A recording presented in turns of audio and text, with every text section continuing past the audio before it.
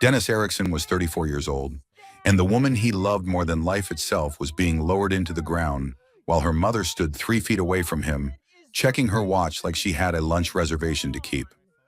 3 days earlier, his wife Vivian had died. Cancer. Stage 4 pancreatic cancer that went from unexplained stomach pain to you have 6 months in the span of a single doctor's appointment. That was 8 months ago in late March. They got 2 extra months together. 2 months of stolen time where every sunrise felt like a gift and every sunset felt like a countdown. Vivian passed away on a quiet Tuesday morning in November 2024, holding Dennis's hand in the bedroom of their home in suburban Charlotte, North Carolina. She was 32 years old. Now Dennis stood at Oak Hill Cemetery under a gray sky that threatened rain, watching the casket descend. He couldn't stop crying. His shoulders shook. His chest heaved. He didn't care who saw him break down. Vivian deserved every tear. She deserved more than tears. She deserved to still be alive.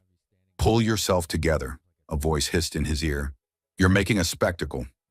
Dennis turned to see his mother-in-law, Dolores Whitmore, glaring at him with those ice blue eyes that Vivian had inherited, but had filled with warmth instead of frost. Dolores was 61, dressed in a black Chanel suit that probably cost more than Dennis made in a month as a high school history teacher. Her perfectly styled silver hair didn't move in the November wind. Everything about Dolores Whitmore was controlled, calculated, and cold. "I just lost my wife," Dennis managed to say through his tears. "And I lost my daughter," Dolores snapped back, though her eyes were dry as desert sand. "But I'm not embarrassing her memory by sobbing like a child in front of everyone." Dennis looked around at the everyone Dolores referenced. There were maybe 40 people scattered around the gravesite. Vivian's father had died when she was 12, so Dolores was the only parent present. Vivian's younger brother Jason stood with his wife, both looking uncomfortable. A handful of Vivian's college friends had flown in, some neighbors. Dennis's own parents had driven up from Charleston and stood nearby, his mother's arm linked through his father's, both of them crying openly. A few of Dennis's teacher colleagues had come to pay their respects. These were people who loved Vivian, people who were supposed to be united in grief. "The service is over," Dolores announced loudly enough for everyone to hear. "There will be a reception at my home for close family and friends. Dennis, I need to speak with you privately before you leave." Dennis nodded numbly. He didn't want to talk to Dolores. He didn't want to do anything except go home and crawl into bed and smell Vivian's pillow one more time before her scent faded completely. But Dolores wasn't really asking. She never asked. She commanded. The crowd began to disperse. People approached Dennis one by one, offering condolences that blurred together into a stream of, "I'm so sorry," and "She was wonderful," and "If you need anything." Dennis accepted each hug mechanically, his mind somewhere else entirely. His mother squeezed his hand and whispered, "Do you want us to stay?" "I'll be okay," Dennis lied. "I'll see you at the reception." When the last mourner had walked away toward their cars, Dennis found himself alone with Dolores at Vivian's grave. The cemetery workers had respectfully withdrawn, giving them privacy. The November wind picked up, scattering dead leaves across the grass. "I'll be direct," Dolores said, her tone businesslike. "Now that Vivian is gone, there are practical matters we need to address." Dennis stared at her. "Practical matters? We just buried her." "Which is precisely why we need to discuss this now, before things become complicated." Dolores pulled her coat tighter against the wind. "The house." "What about the house?" "Vivian's house," Dolores clarified. "The one she purchased before you two married. I assume you've been living there, but now that she's gone, we need to make arrangements for you to move out." Dennis felt like he'd been punched in the stomach. "Move out? That's my home. That's where Vivian and I lived together for 5 years." "A home that Vivian bought with money from her trust fund," Dolores said coldly. "Money from her father's estate. Money that had nothing to do with you." This was true, technically. When Dennis and Vivian had gotten married 6 years ago, Vivian had owned the house outright. It was a beautiful 3-bedroom craftsman-style home in a quiet neighborhood called Ashford Park. Vivian had purchased it 2 years before they met, when she was working as a pediatric nurse at Carolina Medical Center. The house had cost $385,000, and Vivian had paid cash for it using money from a trust fund her late father had established. Dennis, meanwhile, had been living in a small apartment and working on his teaching certification. He made $42,000 a year as a first-year teacher. Vivian made about $68,000 as an experienced nurse. The economic gap between them had never mattered to Vivian. She loved Dennis for who he was, not what he earned. But it had always mattered to Dolores. "I never asked Vivian to put me on the deed," Dennis said quietly. "She wanted to keep the house in her name for financial planning purposes. Our attorney recommended it for estate tax reasons." "How convenient for you to remember that now," Dolores sneered. "In any case, the house belonged to Vivian, which means it now becomes part of her estate. And since Vivian didn't leave a will—" "She did leave a will," Dennis interrupted. Dolores's eyebrows rose. "Excuse me?" "Vivian made a will 2 years ago when she first got diagnosed. We both did." Dennis's voice was steady now despite the tears still streaming down his face. "Our attorney helped us get everything in order." Something flickered across Dolores's face. Surprise, maybe, or anger. "I see. And I suppose in this alleged will, Vivian left everything to you?" "I'm her husband, Dolores. That's generally how it works." "Her husband of 6 years, Dolores said, her voice dripping with disdain. 6 years during which you contributed essentially nothing to her life. You made what, $45,000 a year teaching? While my daughter supported you?" "I make $52,000 now, actually," Dennis said, though he hated himself for feeling defensive about it. "And Vivian never supported me. We split expenses proportionally based on our incomes. We had a partnership." "A partnership," Dolores repeated mockingly. "Is that what you call a situation where a successful young woman pays most of the bills while her underachieving husband plays at being a teacher?" The words hit Dennis like slaps. This was vintage Dolores. She'd never approved of Dennis. From the moment Vivian had brought him home to meet her family, Dolores had made her disapproval clear. Dennis wasn't wealthy enough, wasn't ambitious enough, wasn't good enough for her daughter. Vivian's father had come from old money, not spectacular wealth, but comfortable. He'd built a successful regional insurance business before dying of a heart attack at 48. He'd left behind a substantial estate that Dolores had managed with an iron fist. Vivian and her brother Jason had each received trust funds worth about $800,000.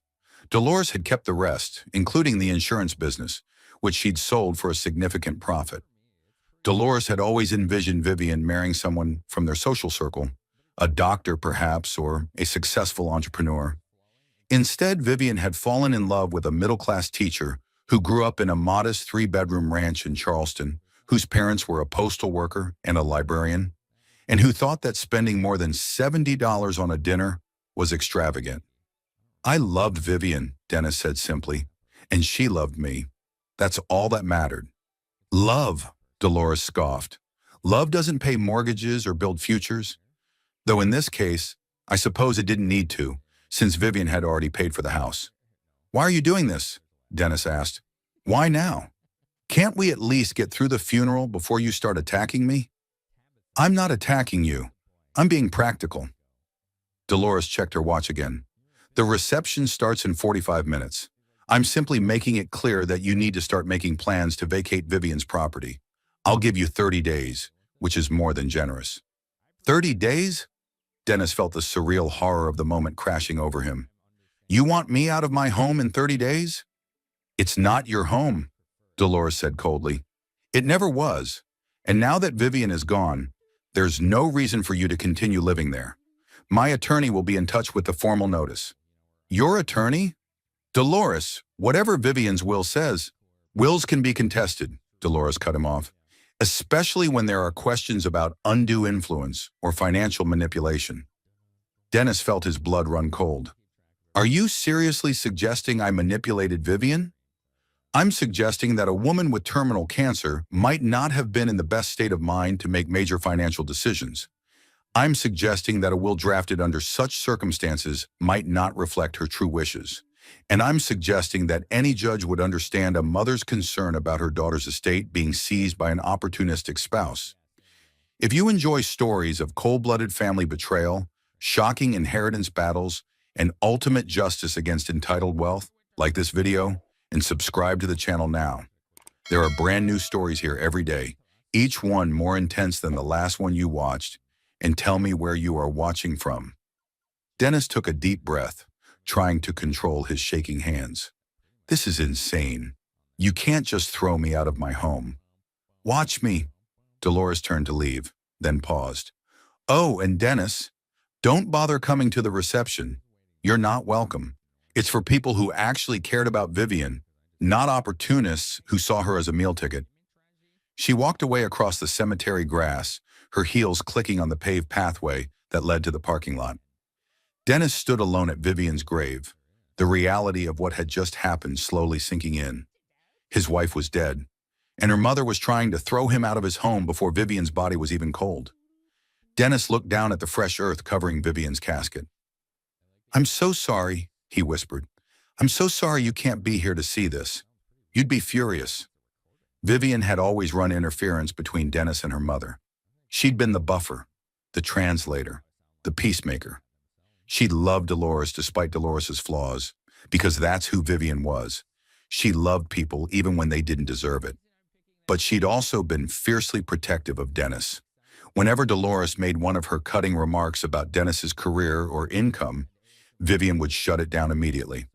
He's doing exactly what he's meant to do, Vivian would say. He's changing kids' lives every single day. That's worth more than any amount of money. But Vivian was gone now, and without her protection, Dennis was facing Dolores's full wrath alone. He pulled out his phone with trembling hands and called his attorney, David Chen. David had helped them draft their wills 2 years ago. He was young, only 36, but sharp and thorough. Dennis had liked him immediately. Dennis, David answered on the second ring, his voice gentle. I'm so sorry about Vivian. I was planning to call you tomorrow to discuss. Dolores just told me I have 30 days to move out of the house, Dennis said flatly. She says she's going to contest the will. There was a long pause. She said that? At the funeral? At the cemetery? Literally standing at Vivian's grave. Jesus, David muttered. Okay, first of all, breathe. Second of all, don't panic. Vivian's will is ironclad. I drafted it myself. Everything goes to you. The house, her remaining trust fund assets, her retirement accounts, everything. She was very clear about her wishes. Dolores says she'll claim undue influence, that Vivian wasn't in her right mind because of the cancer. Vivian was diagnosed 2 years ago and was completely lucid when we drafted the will. We have medical documentation of her mental capacity. We even had her doctor provide a statement confirming she understood the decision she was making. Dolores can contest all she wants, but she won't win. Dennis felt a tiny bit of relief. She also said the house was Vivian's property and I have no right to it. The house is now part of Vivian's estate, which passes to you as her sole beneficiary. Once probate is complete, the deed will transfer to your name. Dolores has no claim to it whatsoever. How long does probate take? In North Carolina? Typically 4 to 6 months if there are no complications. If Dolores decides to contest, it could take longer, maybe a year. But Dennis, I need to be honest with you. She's not going to win. The will is solid. I designed it specifically to be contest-proof because, well, Vivian warned me about her mother. Dennis almost laughed despite everything. Of course, Vivian had warned David about Dolores. Vivian had known exactly what her mother was capable of. What do I do now? Dennis asked. You go home, David said firmly. You do not move out. You do not let Dolores intimidate you into leaving your property. That house is legally yours, even if it takes a few months for the paperwork to reflect that. If she sends you any formal notices, forward them to me immediately. And Dennis, don't engage with her. Don't argue. Don't try to reason with her. Just refer everything to me. Okay, Dennis said. Thank you, David.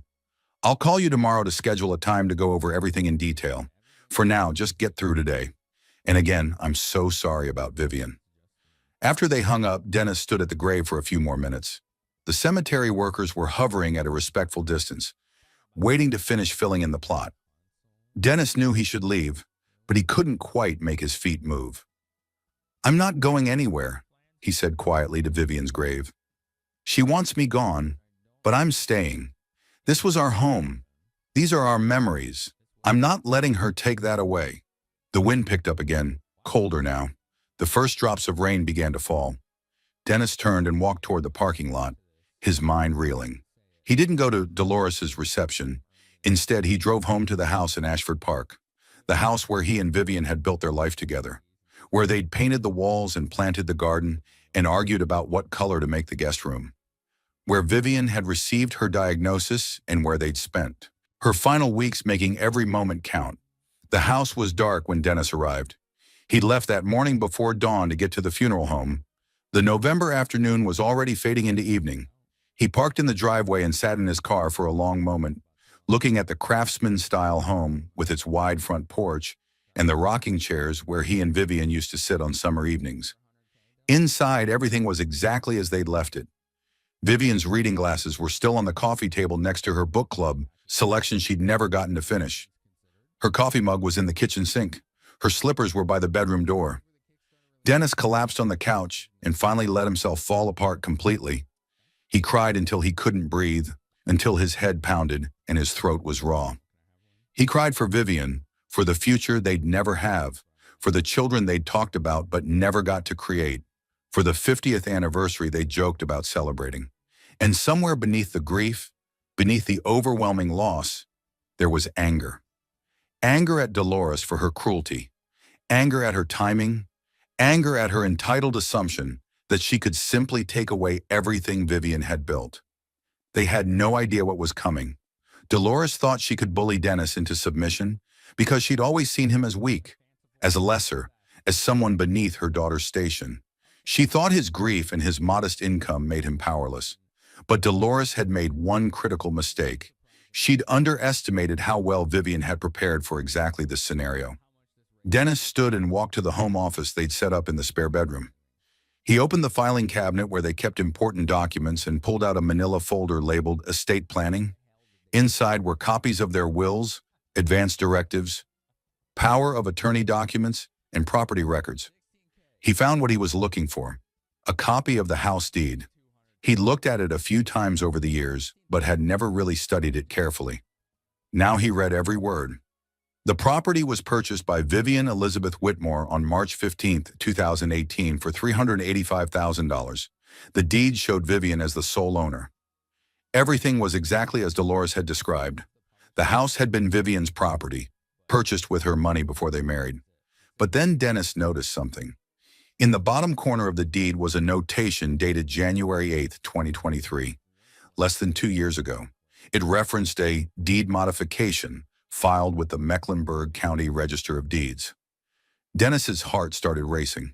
He searched through the folder until he found another document, this one newer. It was indeed a deed modification, signed by Vivian and notarized. As he read the document, Dennis felt tears spring to his eyes again. But this time they were different. These weren't tears of grief or anger. They were tears of gratitude. Because Vivian, in her infinite wisdom and love, had taken care of everything. The deed, modification, executed on January 8, 2023, just 3 months after her diagnosis, had changed the ownership structure of the house. It was no longer in Vivian's name alone. The property was now held in both their names as tenants by the entirety, a special form of joint ownership available only to married couples in North Carolina.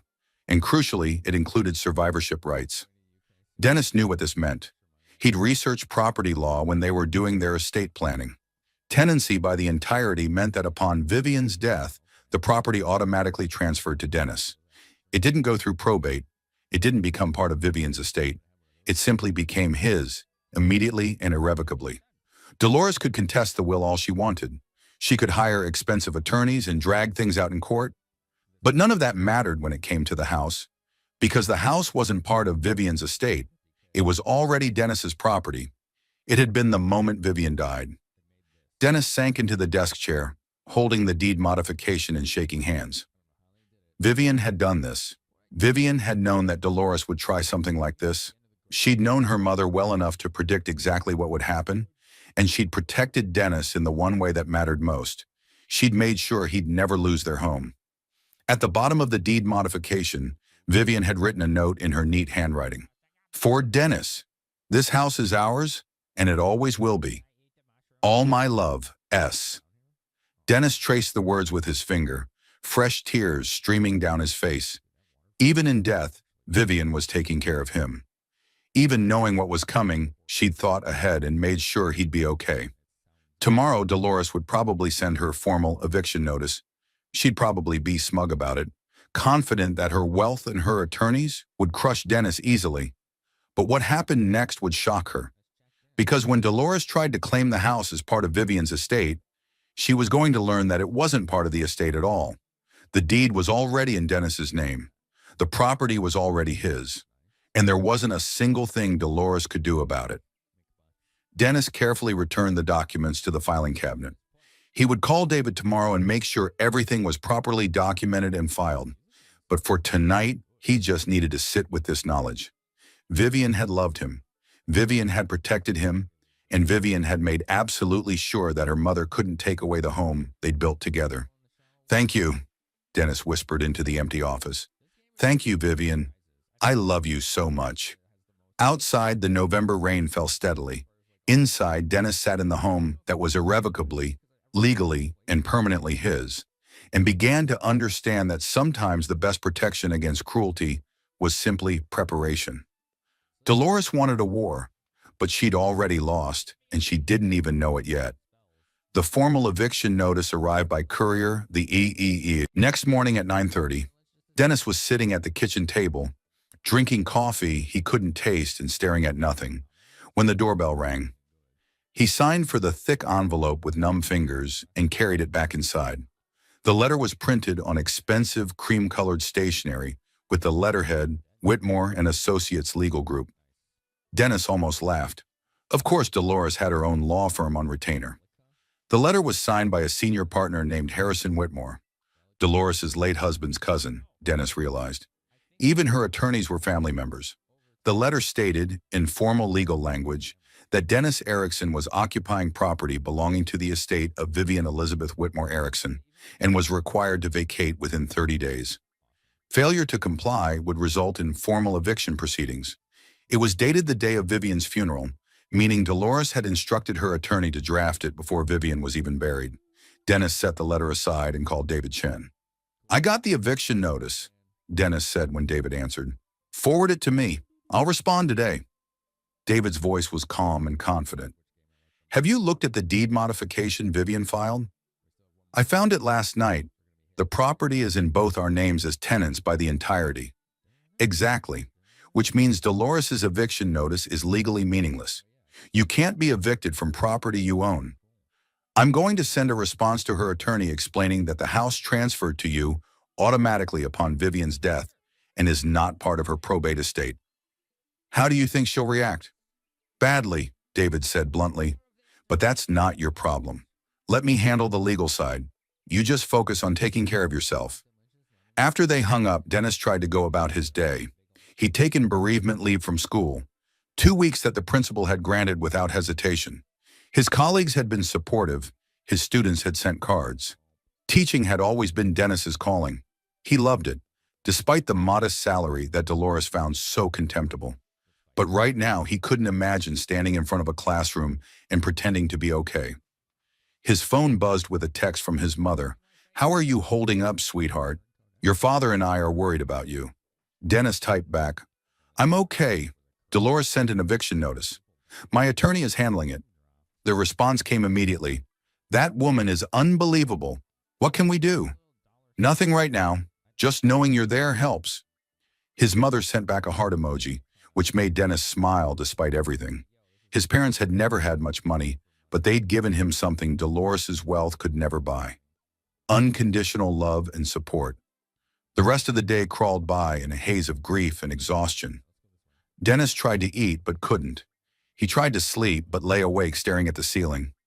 Every corner of the house held memories of Vivian, her laugh echoing from the kitchen, her voice calling up the stairs, the way she'd curl up on the couch with her feet tucked under her, reading nursing journals and medical thrillers with equal enthusiasm.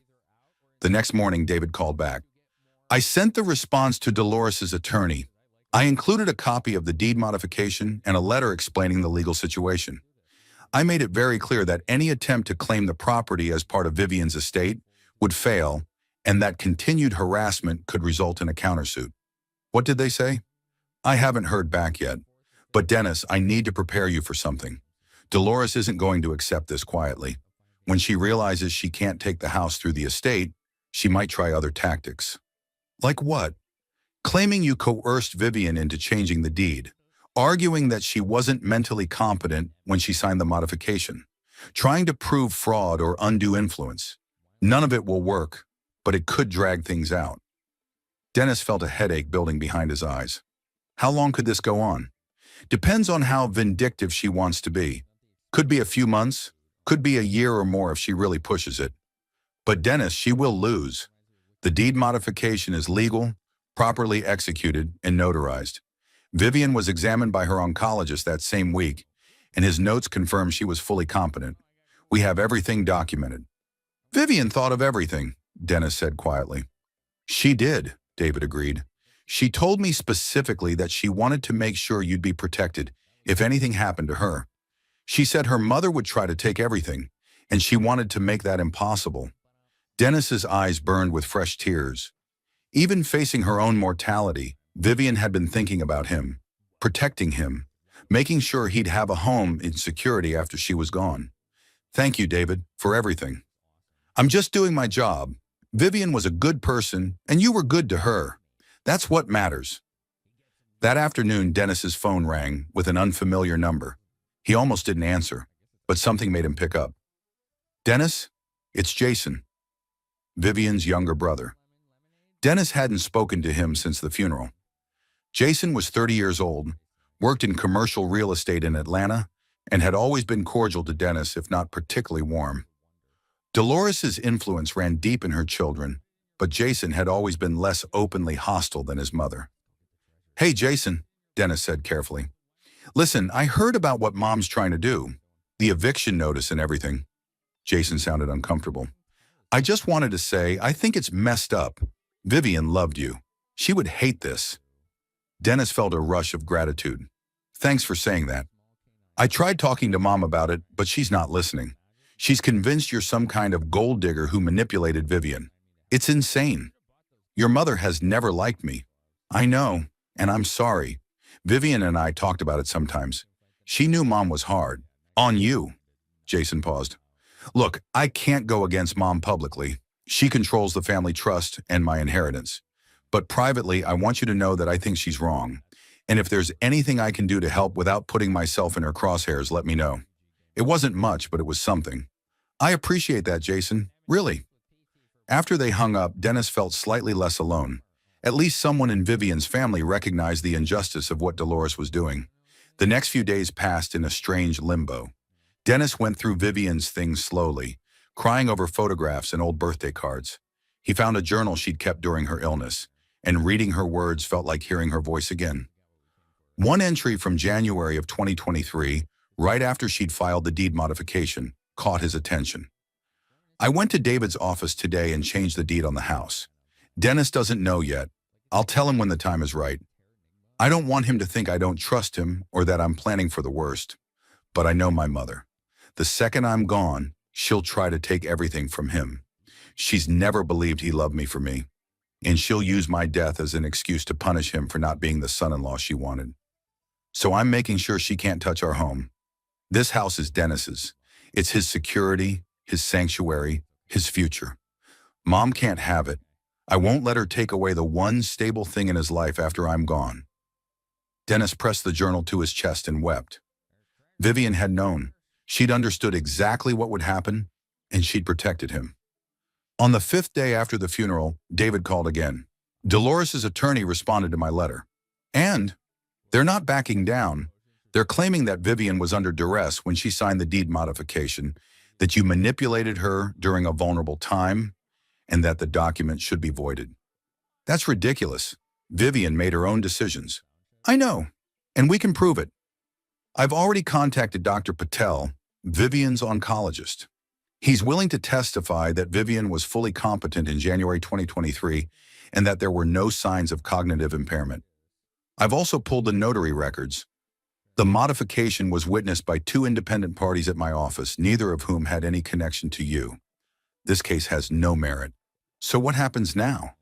Dolores's attorney is filing a formal challenge to the deed modification. It'll go before a judge, probably in the next few months. We'll present our evidence, they'll present theirs, which will be nothing but speculation and character attacks, and the judge will rule in our favor. How much is this going to cost? Dennis asked. It was a question he'd been dreading. His teacher's salary didn't leave much room for expensive legal battles. Don't worry about my fees right now. We'll work something out after this is settled. Vivian set up a retainer account for exactly this kind of situation. She knew you'd need legal protection. Of course she had. Vivian had thought of everything. Make sure you're subscribed to this channel if you have not, because the ending of this story will blow your mind. And drop a comment below telling me what you think Dennis should do next. The weeks crawled by. Thanksgiving came and went. Dennis spent it alone, unable to face the holiday without Vivian. His parents invited him to Charleston, but he couldn't bring himself to leave the house. Christmas decorations appeared in neighbors' yards, but Dennis couldn't imagine celebrating anything.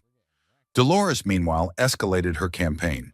She started calling Dennis's school, claiming he was mentally unstable and shouldn't be around children.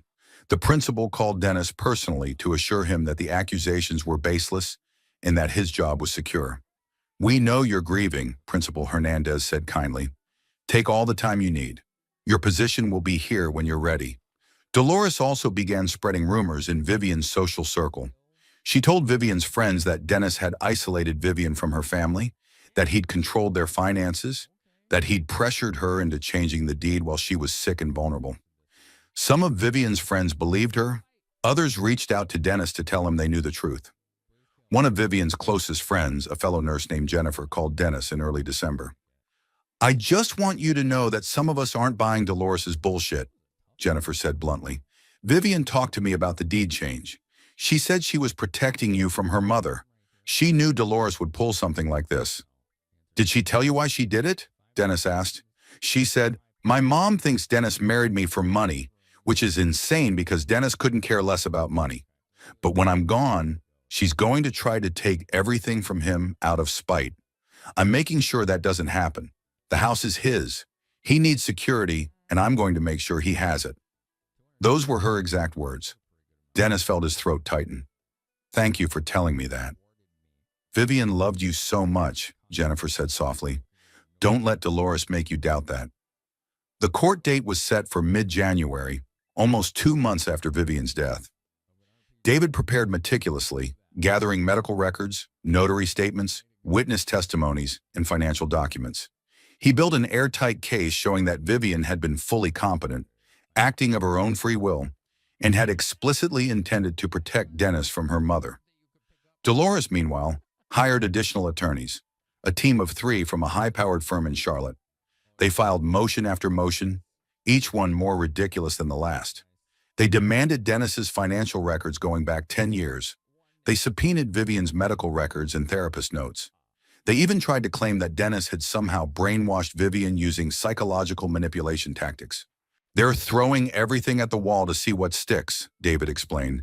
It's a common tactic when you don't have a real case. They're hoping to overwhelm us or find some tiny inconsistency they can exploit. Will it work?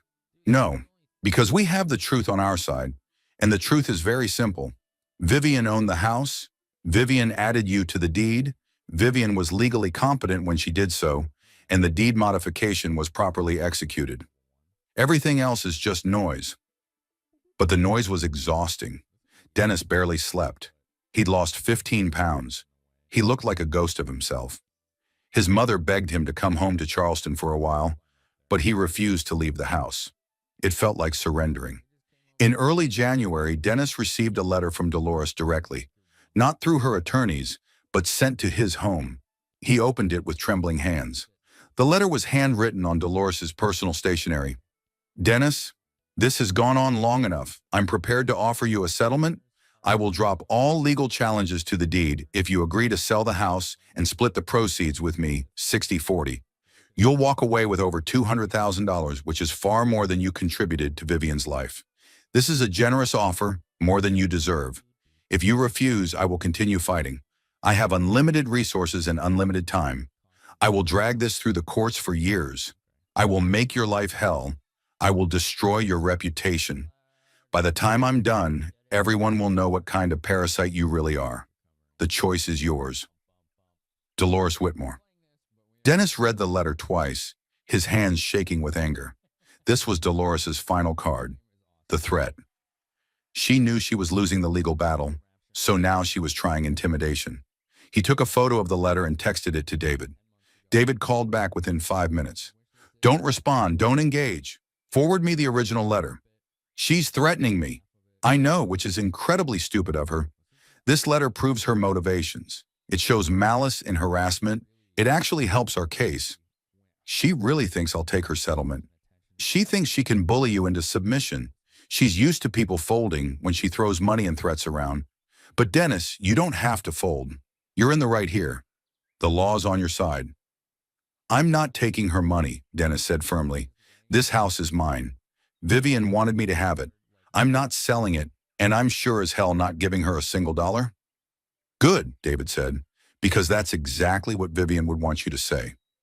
The night before the court hearing, Dennis couldn't sleep at all.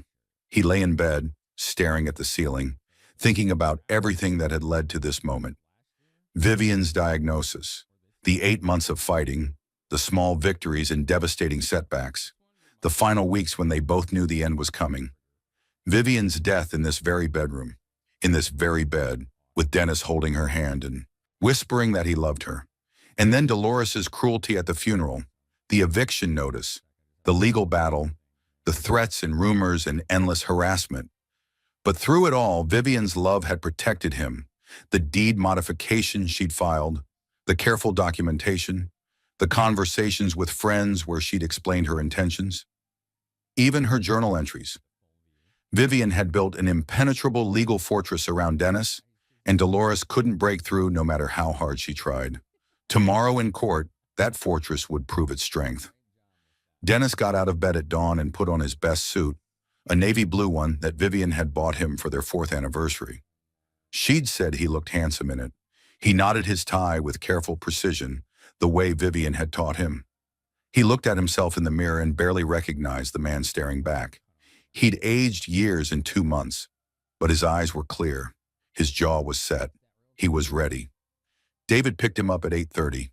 They drove to the Mecklenburg County Courthouse in downtown Charlotte, a modern building of glass and steel. Dolores was already there when they arrived, surrounded by her legal team. She wore a black St. John's suit and diamond earrings. She looked at Dennis with pure contempt. Dennis looked back at her with something that surprised him. Pity. Because Dolores had lost Vivian too. She'd lost her daughter. And instead of grieving, instead of honoring Vivian's memory, she'd chosen to wage war against the man Vivian loved. She'd chosen cruelty over compassion, greed over grace. They filed into the courtroom. Judge Rebecca Morrison presided, a woman in her mid-50s with sharp eyes and no-nonsense demeanor.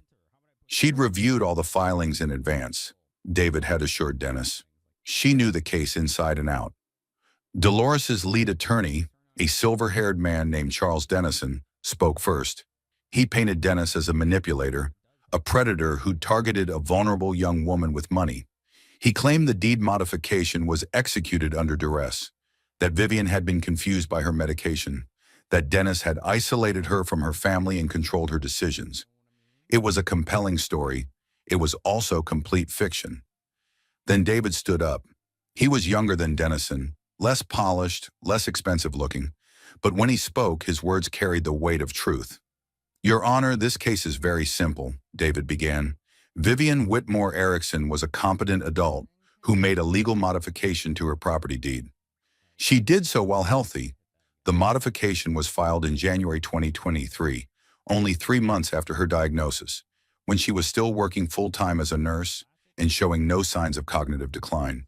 Her oncologist will testify that she was fully capable of making legal decisions at that time. David presented the medical records, Dr. Patel's statement, the notary witnesses, the journal entries where Vivian explained her reasoning, text messages to friends where Vivian explicitly stated she was protecting Dennis from her mother. Mrs. Whitmore is not challenging this deed modification because she believes there was fraud, David continued. She's challenging it because she disapproves of her daughter's choice of husband. She's using the legal system to punish Mr. Erickson for not being wealthy enough, not being prestigious enough, not being the son-in-law she wanted. But her disapproval doesn't invalidate Vivian's legal right to do what she wanted with her own property. Dolores's attorney objected, called it inflammatory. Judge Morrison overruled. David called Dr. Patel to the stand. The oncologist was in his 50s, Indian American, with kind eyes behind wire-rimmed glasses.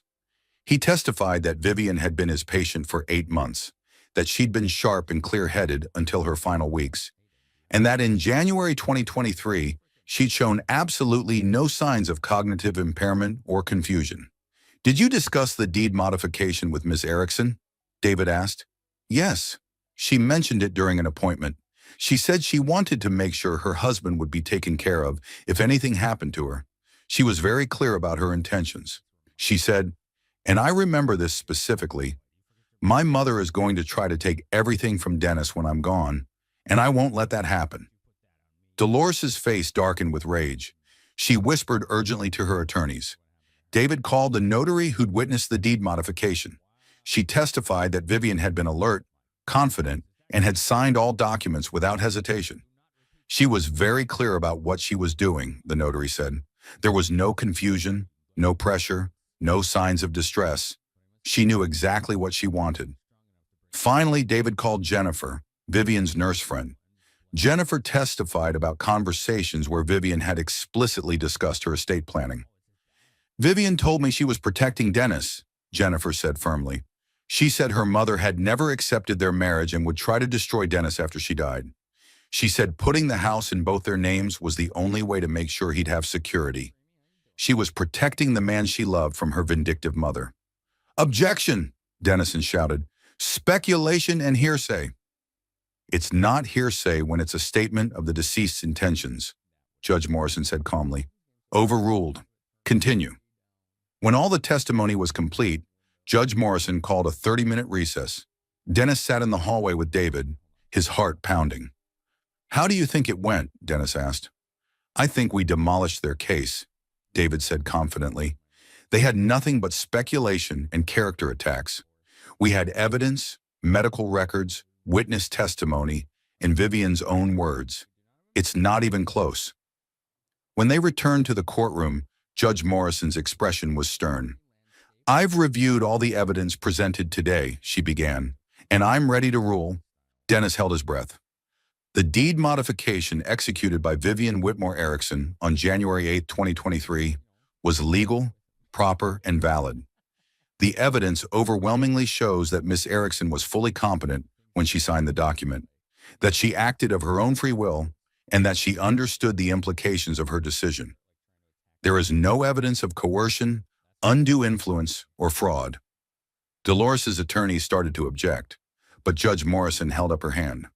"Furthermore," the judge continued, her voice hardening, "I find Mrs. Whitmore's actions in this case to be unconscionable.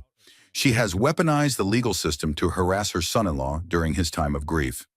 She has made baseless accusations, spread malicious rumors, and attempted to deprive Mr. Erickson of the home his wife wanted him to have. This court will not enable such behavior." Judge Morrison looked directly at Dolores. "The deed modification stands. The property belongs to Dennis Erickson. Mrs. Whitmore, you are ordered to cease all harassment and attempts to claim this property. If you continue this behavior, you will face sanctions." The gavel came down with a decisive crack. They had won. The courtroom erupted in controlled chaos. Dolores stood abruptly, her face flushed with fury. Her attorneys immediately surrounded her, speaking in urgent whispers. Across the aisle, David shook Dennis's hand with a broad smile. "Congratulations, it's over." Dennis felt numb. He'd won. The house was legally, irrevocably his. Dolores couldn't touch it. But the victory felt hollow because Vivian still wasn't there to share it with him. She'd given him this gift, this protection, this security, and he couldn't even thank her. "Mr. Erickson," Judge Morrison's voice cut through the noise. Dennis looked up to see her gazing at him with unexpected kindness. "I'm very sorry for your loss. Your wife clearly loved you very much." "Thank you, Your Honor," Dennis managed to say, his voice thick with emotion. Dolores stormed out of the courtroom without a backward glance, her legal team trailing behind her. Dennis watched her go, expecting to feel triumph or satisfaction. Instead, he just felt tired. Outside the courthouse, David walked Dennis to his car. The January afternoon was cold and gray, matching Dennis's mood.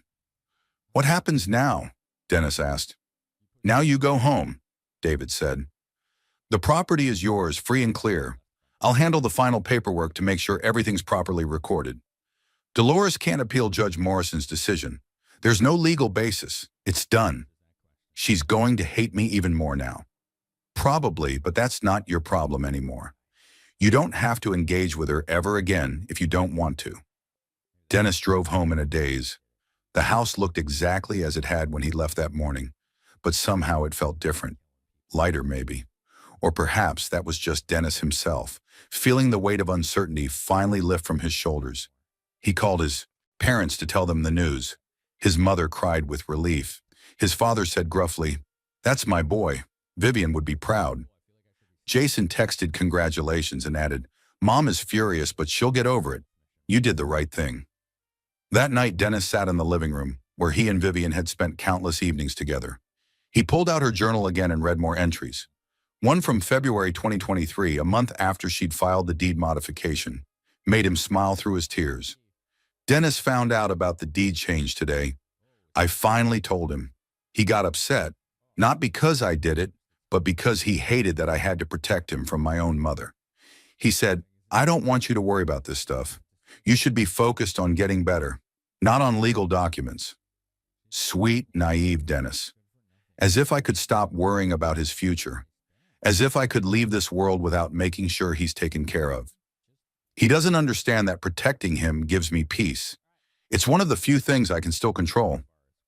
Dennis closed the journal and pressed it against his chest. Vivian had known him so well. She'd known he'd resist being protected, that he'd want to handle things himself, that accepting help made him uncomfortable. But she'd protected him anyway because that's what love was, caring for someone even when they insisted they didn't need it. The next few days were surprisingly quiet. Dennis had expected Dolores to retaliate somehow, but there was only silence. He returned to work in late January, 2.5 months after Vivian's death. His students welcomed him back with handmade cards and awkward but sincere condolences. Teaching was hard, harder than he'd expected. Every day felt like walking through fog, but it was also healing. His students needed him, and having a purpose beyond his grief helped. In February, Dennis received an unexpected visitor. He came home from school one afternoon to find Jason's car in his driveway. Vivian's brother was sitting on the front porch, looking uncomfortable. "Jason?" Dennis approached cautiously. "What are you doing here?" "Can we talk?" Jason asked. "Just for a few minutes?" Dennis unlocked the door and led Jason inside. They sat in the living room, the same room where Vivian had received her diagnosis, where she'd spent her final weeks on the couch watching old movies and pretending she wasn't dying. "I wanted to apologize," Jason said without preamble, "for Mom, for everything she put you through, for not standing up to her sooner." Dennis was surprised. "You don't have to apologize for your mother's actions." "Yes, I do, because I enabled them by staying silent." Jason looked around the room, his eyes landing on a framed photo of Vivian on the mantel. "Vivian was my big sister. She always protected me when we were kids. Mom could be intense, demanding.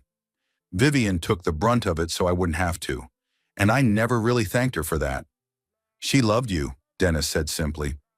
"I know, and she loved you. That was obvious to anyone who actually paid attention." Jason ran a hand through his hair, looking more like Vivian than Dennis had ever noticed. They had the same nose, the same way of tilting their heads when they were thinking. "Mom convinced herself that you were using Vivian, that you married her for money. But I saw how you were with her, especially during the cancer. You never left her side. You took unpaid leave from work to be with her full-time those last 2 months. You slept in a chair next to her hospital bed. That's not what a gold digger does." Dennis felt his throat tighten. "I would have done anything for her. I know, and Vivian knew. That's why she made sure you'd be taken care of." Jason pulled an envelope from his jacket pocket.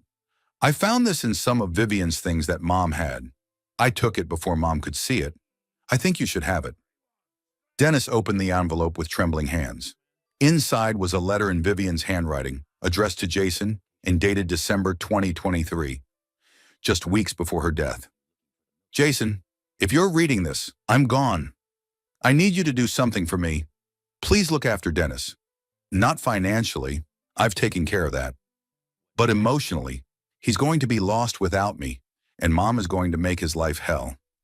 I know you can't go against Mom openly, but please, in whatever small ways you can, be there for him. Remind him that he was a good husband, that I loved him, that he made my life better. He's going to doubt all of that after I'm gone, because Mom will fill his head with poison. Don't let him believe her lies. Dennis is one of the best men I've ever known. He's kind and smart and funny, and he makes terrible puns that somehow always make me laugh. He works a job he loves, even though it doesn't pay much, because he genuinely wants to help kids. He never cared about my money or my family name. He just loved me. Really, truly loved me for who I was.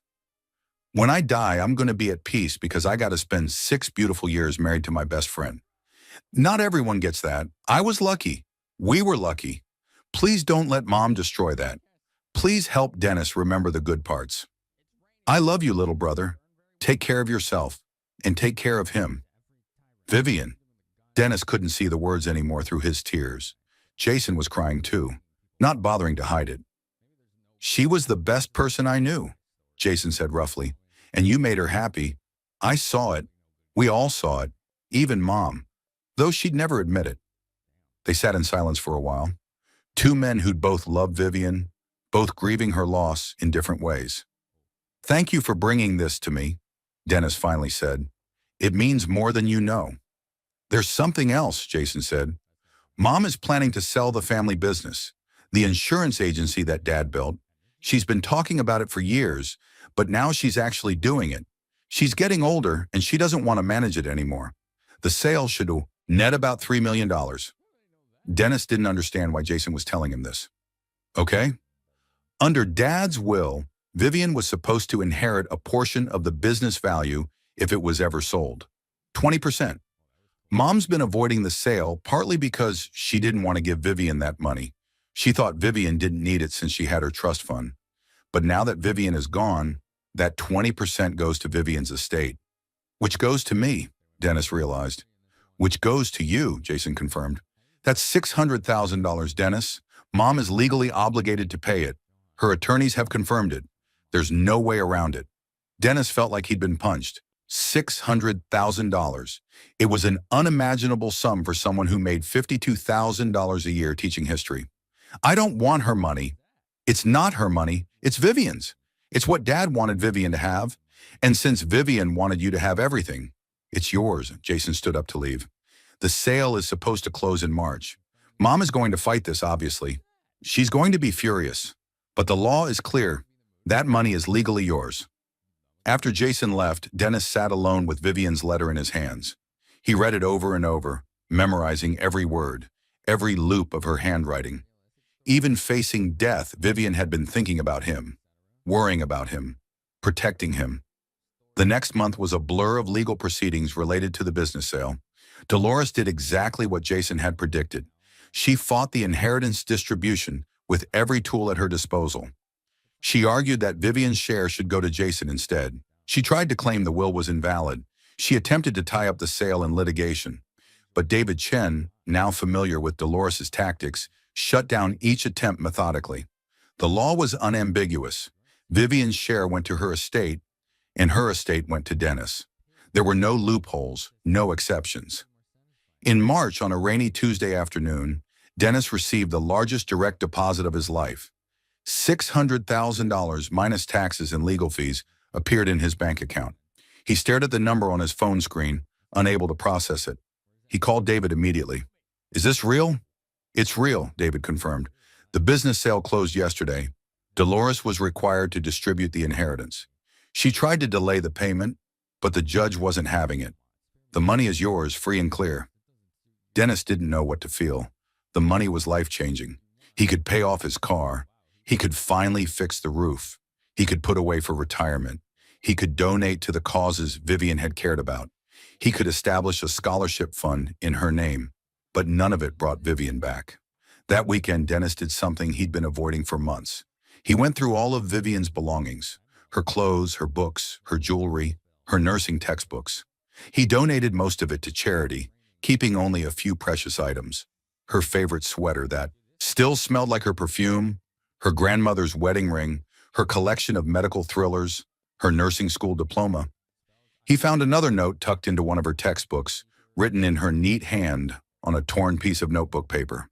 Dennis, if you're reading this, I'm gone and you're finally going through my stuff. I know how hard this must be, but I want you to know something. You gave me the happiest 6 years of my life. Every single day with you was a gift. Don't let anyone, especially my mother, make you believe otherwise. You were exactly the husband I needed, exactly the partner I wanted, exactly the man I loved. Go live your life. Fall in love again if you can.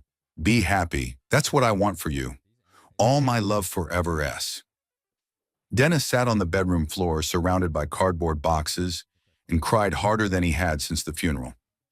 Vivian had left him notes everywhere, little love letters hidden throughout the house, each one a gift for future moments when he'd need her most. If you're enjoying this story, hit that like button and let me know in the comments what you would have done in Dennis's situation. In April, 4 months after the court victory, Dennis made a decision. He couldn't stay in the house anymore. It wasn't Dolores's harassment driving him away. She'd gone conspicuously quiet after losing both legal battles and being forced to pay the inheritance. It was the memories. Every room held echoes of Vivian. Every corner reminded him of what he'd lost. He put the house on the market. The real estate agent told him it would sell quickly. The neighborhood was desirable, the house was well maintained, and the market was strong. She was right. Within 2 weeks, Dennis had multiple offers. He accepted one for $445,000, almost $60,000 more than Vivian had paid for it 6 years earlier. The closing was scheduled for late May. Dennis spent those final weeks sorting through the last of their belongings and saying goodbye to the home he and Vivian had built together. Neighbors stopped by to wish him well. His principal told him there was a position open at a school in Charleston near his parents if he was interested. Dennis was interested. It was time to go home. Time to start over. Time to build a new life that honored Vivian's memory without being imprisoned by it. The day before the closing, Dennis received an unexpected phone call from an unfamiliar number. He answered warily, half expecting Dolores's attorneys with some new legal challenge. "Dennis, it's Dolores." Dennis nearly dropped the phone. Vivian's mother hadn't spoken to him directly since the funeral. "Dolores, I'm calling because—" She paused and Dennis could hear her struggling with the words. "Because I owe you an apology." Dennis sat down, stunned. "You what?" "I owe you an apology," Dolores repeated, her voice stiff but sincere. "For everything, the eviction notice, the legal battle, the things I said about you, all of it. I was wrong." Dennis didn't know what to say. He waited. "Jason made me read Vivian's letter," Dolores continued. "The one she wrote to him. About you. About how much she loved you. How happy you made her. And I realized," her voice cracked slightly, "I realized I'd been so focused on what I wanted for Vivian that I never actually listened to what Vivian wanted for herself." "She wanted me," Dennis said quietly. "Yes, she did. And I couldn't accept that because you weren't what I'd envisioned for her. You weren't wealthy or prestigious or from the right family. You were just good, kind, devoted. And those things should have mattered more to me than money or status, but they didn't. I was a snob and a fool." Dennis felt something shift inside him.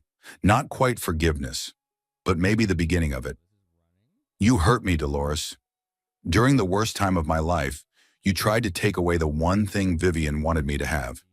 I know, and I'm sorrier than I can express. I was angry at the world for taking my daughter, and I took that anger out on you. It was cruel and wrong." Dolores took a shaky breath. "I heard you're selling the house." "I am. I close tomorrow." "Where will you go?" "Charleston, near my parents. There's a teaching position waiting for me there." "That's good. You should be near family." Another pause. Dennis, I don't expect you to forgive me. I don't expect us to be friends or stay in touch. But I wanted you to know that I understand now. Vivian loved you. You loved Vivian. You made her happy. And that should have been enough for me from the beginning. Thank you for saying that, Dennis said. He meant it. I also want you to know that I'm establishing a foundation in Vivian's name for pediatric cancer research. I'm funding it with some of the money from the business sale. If you'd like to be involved in any way, on the board or just consulted on decisions, I'd welcome your input. Vivian would want you to be part of honoring her memory. Dennis felt tears prick his eyes. I'd like that. Good. I'll have my attorney, a different attorney, send you the details. Dolores's voice softened. Vivian was lucky to have you. I should have told her that when she was alive. I should have welcomed you into our family instead of fighting against you. I failed as a mother and as a mother-in-law. I'm sorry. After they hung up, Dennis sat in the empty living room of the house he was about to leave. The furniture was gone, sold or donated. The walls were bare, showing the lighter patches where pictures had hung. The house that had been so full of life and love and laughter was now just an empty shell.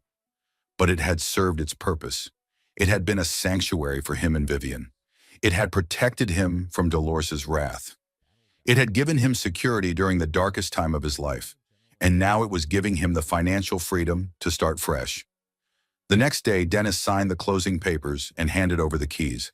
He walked out of the house one final time, paused on the front porch and looked back. Thank you, he whispered to Vivian, to the house, to the universe. Thank you for everything. He drove to Charleston that afternoon, his car packed with the few possessions he'd kept. His parents welcomed him home with tears and tight hugs.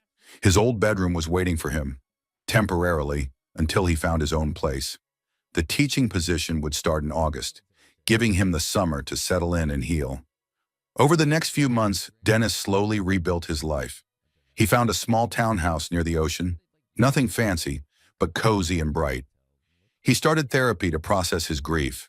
He joined a gym and began running again, something he'd loved before Vivian got sick. He volunteered at the local library just like his mother had done his whole childhood. He didn't date. He wasn't ready. Maybe he never would be. But he was learning to be okay with that. Vivian had been the love of his life. If he never found that again, he'd still be grateful for the 6 years they'd had together. In August, Dennis started teaching at Marion High School in Charleston. His students were bright and curious and reminded him why he'd chosen this profession in the first place. He wasn't the same enthusiastic teacher he'd been before Vivian's illness. Grief had changed him, aged him, deepened him, but he was still good at what he did. His students responded to his quiet strength and genuine care. In November, 1 year after Vivian's death, Dennis attended the first board meeting for the Vivian Whitmore Erickson Foundation.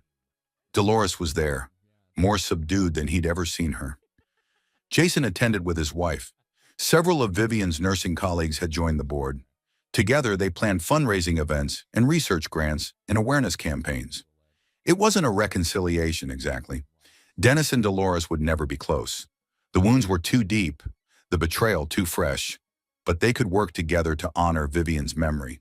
They could put aside their differences for something bigger than themselves. That evening, Dennis drove to Oak Hill Cemetery. He'd avoided it for months, unable to face Vivian's grave. But now, on the anniversary of her death, he felt ready. He brought flowers, sunflowers, her favorite. He sat on the grass next to her headstone and talked to her the way he used to talk to her in life. He told her about Charleston, about teaching, about the foundation. He told her about Dolores's apology and Jason's kindness. He told her about the house selling and the money she'd left him and how he was using it to build a good life.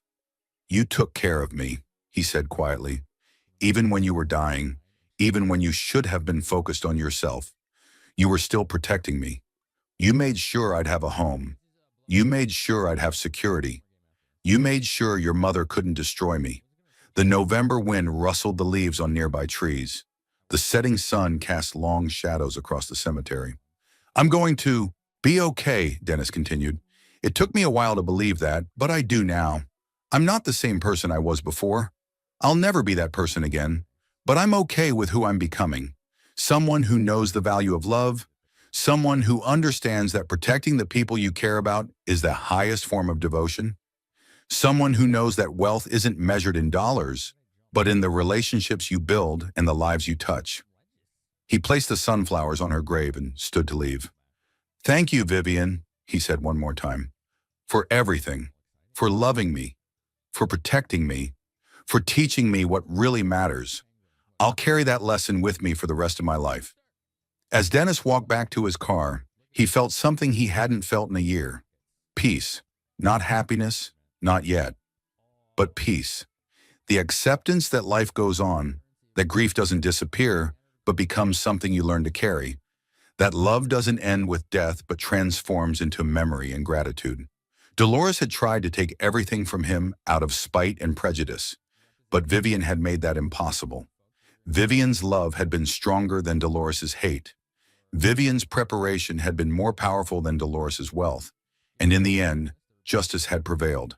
Not through revenge or retaliation, but through the simple, profound act of a woman protecting the man she loved. Dennis drove home as the sun set over Charleston, grateful for the years he'd had with Vivian, grateful for the security she'd given him, and grateful for the lesson she'd taught him. That the best protection against cruelty isn't revenge. It's love that plans ahead, that thinks beyond itself, that builds fortresses of legal documents and careful preparation so that even death can't destroy what two people built together. Sometimes the strongest victory isn't fighting back. Sometimes it's simply being prepared. Sometimes justice doesn't come from courtroom battles or clever revenge schemes. Sometimes it comes from a dying woman who loved her husband enough to make sure he'd be okay when she was gone. And that love, that foresight, that devotion, that was worth more than any inheritance, any house, any amount of money. That was everything. If you enjoyed this story, like this video and leave a comment telling me what you thought. And if you're not already subscribed to the channel, please subscribe and hit the notification bell to get alerts for new stories like this one. Thanks for watching, and I'll see you next time.